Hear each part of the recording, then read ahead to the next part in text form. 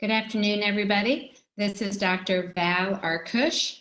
Welcome to our press briefing for Wednesday, May the 14th.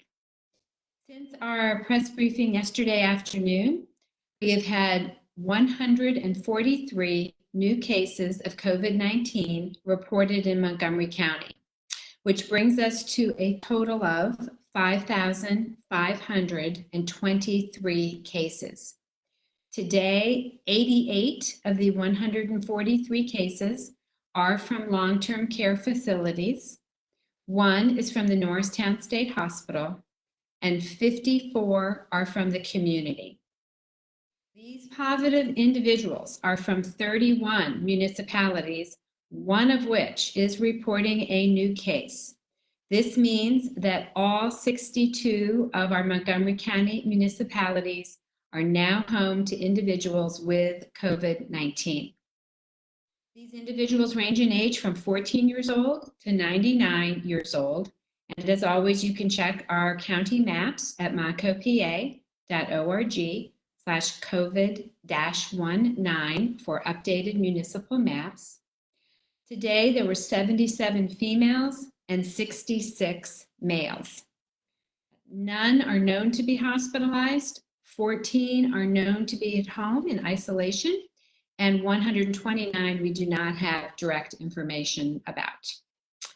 I am also saddened to confirm that 11 more Montgomery County residents have lost their lives to COVID-19, which brings us to 454 deaths confirmed positive from COVID-19.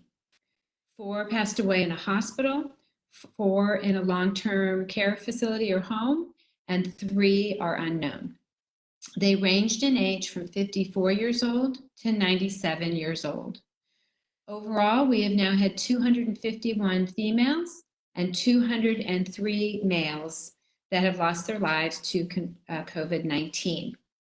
In terms of the racial breakdown of these individuals, 12 are known to be Asian, 3 Asian Indian, 3 Asian Korean, 43 African American or Black, 115 white, and 272 that we do not have information on. In terms of probable deaths, and as a reminder, these are individuals who have COVID-19 as the cause of death on their death certificate, but we do not have a confirming lab result. We have 202 total probable deaths today. So adding to our confirmed positive, that takes us to 656. As you know, this probable number changes from day to day, as some of these individuals we do receive lab results for that confirms or disproves that they died from COVID-19, and if they are confirmed, we move them into the confirmed positive count. Our hospital beds are stable today. We still have individuals numbering in the high 200s hospitalized in Montgomery County hospitals, with 32% of those individuals requiring ventilators. At our long-term care facilities today, we have 93 facilities that are reporting cases of COVID-19 among staff and residents. Overall, since they began this self-reporting, our long-term care facilities have reported 1,610 cases among residents and 597 cases among staff, which brings us to a total of 2,207 positive cases.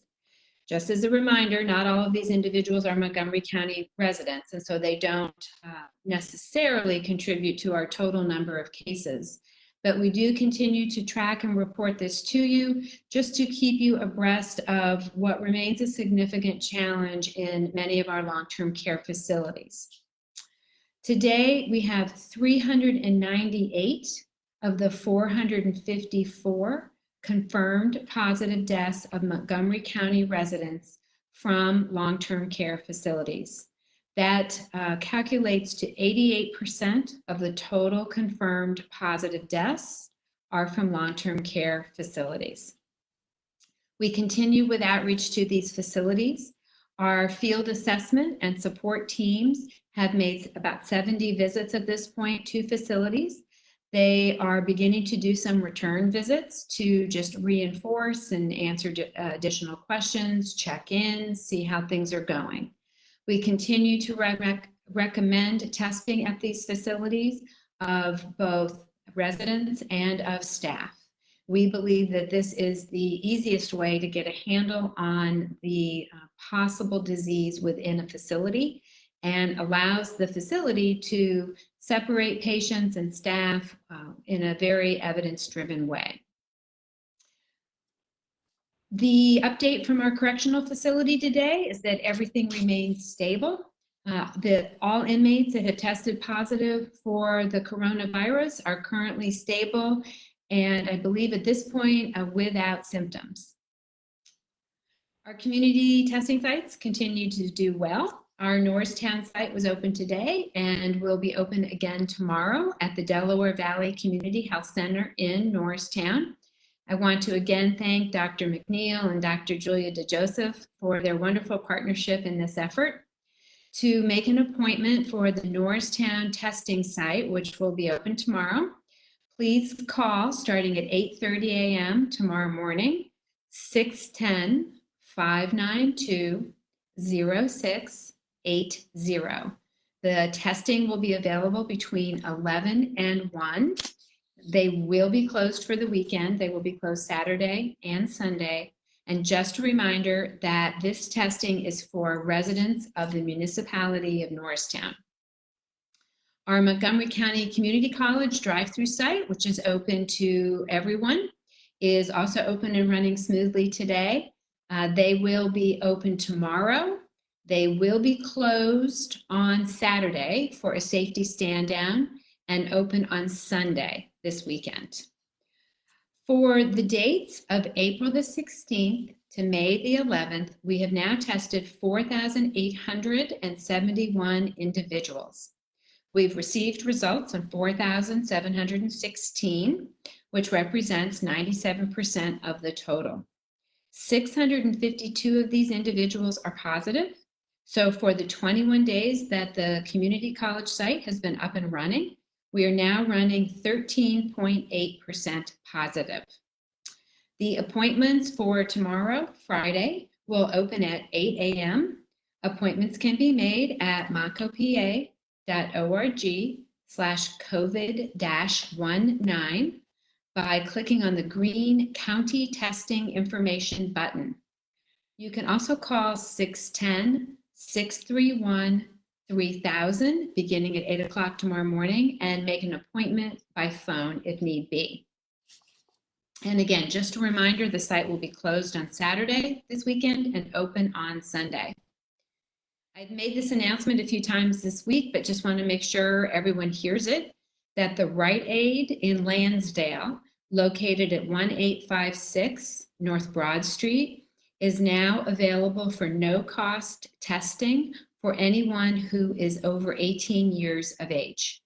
Appointments can be scheduled online at www.riteaid.com/pharmacy/services/COVID-19-testing. So today, back by popular request, we have our latest positivity graph. This is a graph that shows each day of testing at both of our drive-through testing sites. Our original testing site in Upper Dublin, that ran for about a month, and then we had a gap there where we did not have a site up. And then our current site in Whitpain at the Montgomery County Community College. And this graph shows the number of people that tested positive on that, it shows the percent of people that tested positive on that particular day of testing. You can see that we are finally starting to have a downward trend. I'm very, very excited to be able to show this to you today. I want to emphasize that this downward trend is the result of the many personal sacrifices that so many of you have made over these last weeks. and that it's taken time to get to this point where there is a downward trend, and how important it is that we continue to sit tight and maintain this social distancing so that we can continue this trend. Because given the amount of virus that is still in our midst, it would be very easy for this trend to reverse. So to give you an example of what this could look like, the black dashed line represents the 14-day average of positive individuals from the community college test site. That's over 14 days, running 13.3% of the people that were tested on any given day. The average of that is 13.3% are positive, testing positive for the past 14 days. Now, that red line that shoots toward the sky would represent what could happen if we practiced no social distancing at all. So under that scenario, one person infects 2.5 people. And in 5 days, we could be up to a positivity rate of 33% of the people that come through the site on any given day. So that quick, in a week or so, we could be really quickly seeing a large increase in the number of cases. The green line, which points down, represents what happens if we continue our social distancing. Under that scenario, we assume that one person infects 0.6 people, so in other words, very little spread. In 5 days, under this trajectory, we could be down to a positivity rate of 8.3%. So this is great news. We are absolutely moving in the right direction, but we need to stay the course. So I just want to give everybody hope that everything that they're doing is starting to really make a difference. And the more that we can stay physically apart, the quicker these lines will continue to come down. And that just brings me to our next graphic. This is the same graphic that we showed yesterday, but we got a lot of positive feedback about it, so I just wanted to bring it up again today. And remind everyone that I think there'd been a little bit of a misunderstanding on who is getting the coronavirus in Montgomery County. I think there's been so much discussion about long-term care facilities that we may have lost track of the fact that this virus is impacting every single age group in our community. Note that the most frequent age bracket is 50 to 59, the second most is 60 to 69, and the third most is 30 to 39.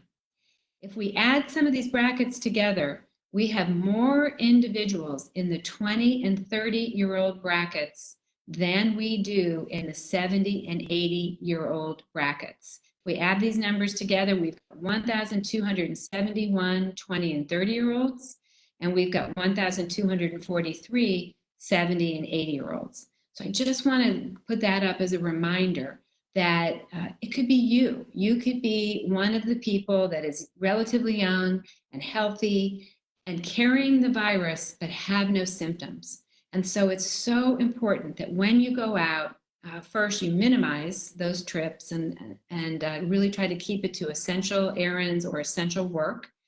That when you're out, you wear a mask, which could protect someone near you if you are a carrier and you don't know it, and that you follow all the guidelines for social distancing that are present in stores and other places. And of course, remember to wash your hands, be very careful about what you touch, try not to touch your face when you've had contact with things outside of your home. And this matters because of that second graph, which shows the number of people in each age bracket that have died from COVID-19. So it is absolutely correct that older individuals are much more likely to die from COVID-19. And so I just want to reinforce how important it is that everybody consider the possibility that they have this virus, that they're carrying this virus, and that they could be contagious. And if you happen to give this virus to an older member of our community, the consequences could be quite serious. So keep up the good work. We're moving in the right direction. We just have to hang in there for a little bit longer. Use this time to plan what's going to be next for you, and we will get through this thing for sure. And with that, I'm going to turn over to Commissioner Lawrence. Good afternoon. I wanted to provide an update on round 2 of the Monco Strong Small Business Grant Program, which was open yesterday from 10 a.m. to 6 p.m. for applications. The program received approximately 2,900 applications requesting $29.3 million in grant awards.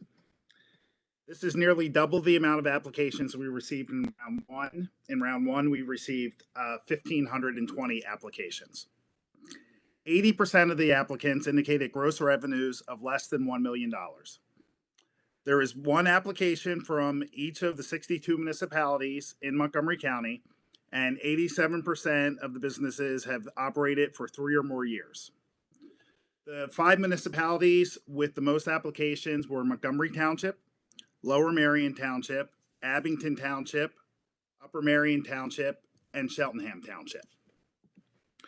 49% of the applicants identified as minority or women-owned business enterprises, and 4% identified as veteran-owned businesses.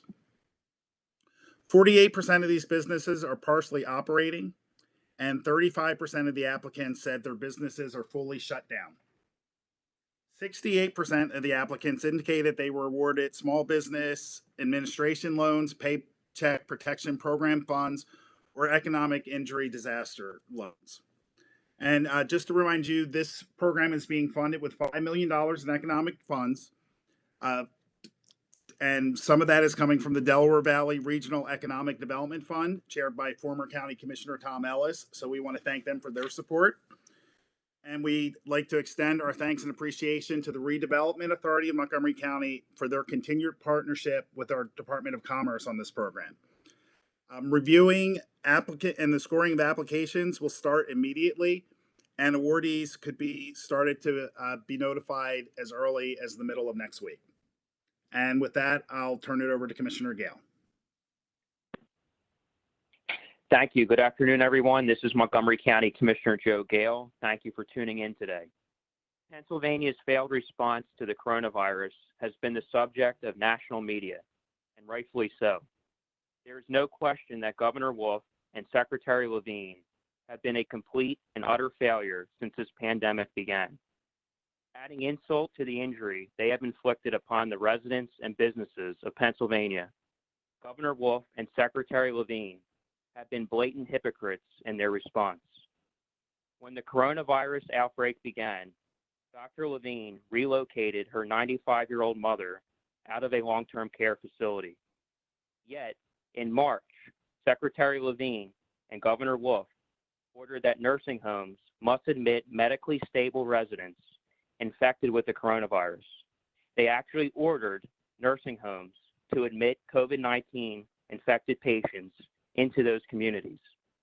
At the time, the American Healthcare Association warned that such negligent action would put frail and elderly people at risk and would in the long run result in more people going to the hospital and more deaths. And that is exactly what happened. Nearly 70% of the deaths in Pennsylvania are from long-term care facilities. Over 80% of the deaths in Montgomery County are from long-term care facilities. It should not have been this way. It did not have to be this way. Even worse, Dr. Levine knew that long-term care facilities were unsafe and would be compromised by ordering the facilities to admit residents infected with COVID-19. That's why she moved her very own mother out of a personal care facility. Instead of quarantining the infected residents of nursing homes, Governor Wolf quarantined the healthy residents of Pennsylvania with a draconian stay-at-home order. In addition, the investigative journalists at Spotlight, PA, have revealed that the state government had an early plan for protecting nursing homes from the coronavirus, but it was never fully implemented. Again, a failure of the state health department to take appropriate action to properly protect the health and the safety of all Pennsylvanians. And with that, Todd, I'll turn it over to you to take questions from the press.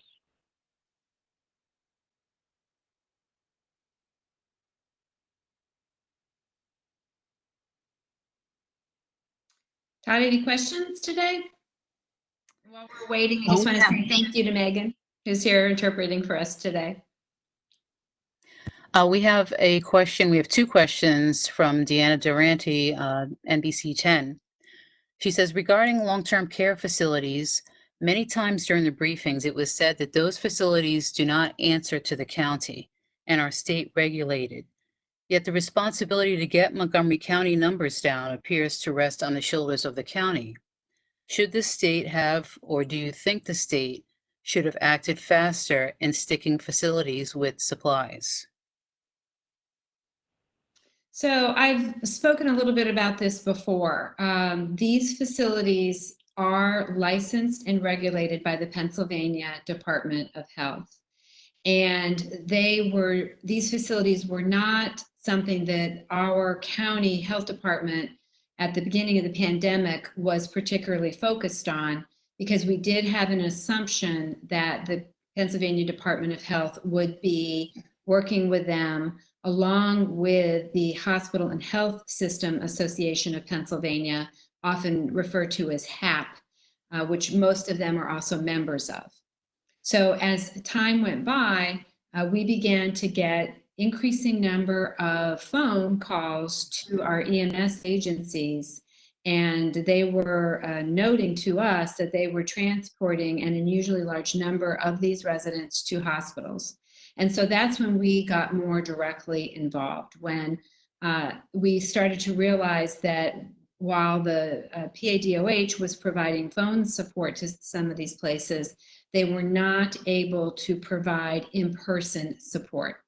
So we communicated all of this with PADOH. We let them know what we were seeing on the ground. We did get a pretty substantial shipment of personal protective equipment from PADOH for these long-term care facilities, and we began to work with the facilities to fulfill their requests for PPE. And then shortly after that, we decided to form these fast teams that could go in and provide support. Again, we're just there to help. We do not have regulatory authority over these institutions. We have been recommending for several weeks that they test all of their residents and staff, fully acknowledging that they need to have a backup staffing plan in place in order to do that. And I am hopeful that those visits have really helped to make a difference, that we're starting to see some better situations in many of the facilities. Many of them are starting to test now, which allows them to properly cohort their residents and make sure that staff are at home who are positive. So, you know, we're making progress. That's, you know, we've been very happy that we've been able to assist these facilities. There's a question from Jim Melwart on KYW. He says the governor says he's hopeful he can make an announcement tomorrow about more counties moving to the yellow phase. Have you heard if southeastern Pennsylvania could be in that group? And is there any reason to think Montgomery County could be included? I have not heard that any county in southeastern Pennsylvania would be in that group. I don't think any of us are that close to any of the metrics that the governor's previously outlined. Okay. No more questions. Okay. All right. Well, thank you so much, everybody. And we will see you tomorrow at 3.